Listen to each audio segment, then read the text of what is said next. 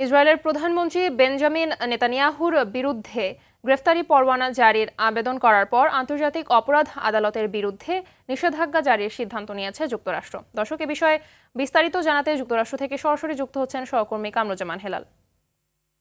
হেলাল, আন্তর্জাতিক অপরাধ আদালতের বিরুদ্ধে যুক্তরাষ্ট্রের নিষেধাজ্ঞা জারির বিষয়ে আপনার কাছে সর্বশেষ কি তথ্য আছে জানাবেন।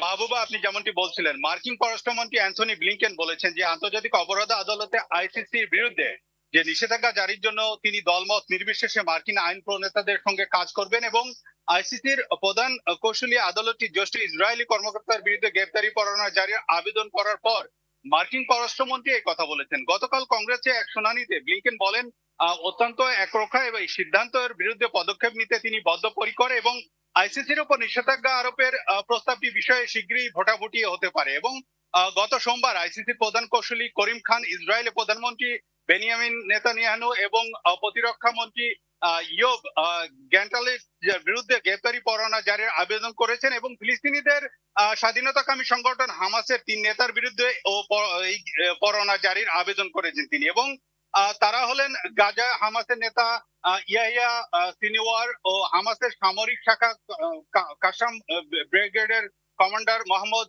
দেইফ এবং সংগঠনটির রাজনৈতিক ব্যুরোর প্রধান ইসমাইল হানিয়া।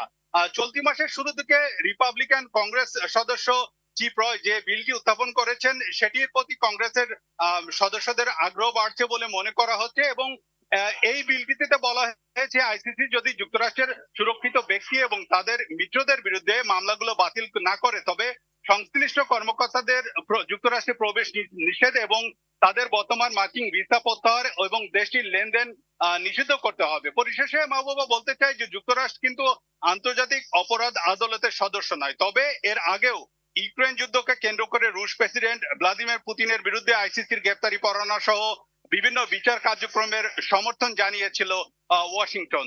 তো এই বিষয়ে আমার কাছে এই ছিল সর্বশেষ। মাহবুবা, ধন্যবাদ আপনাকে।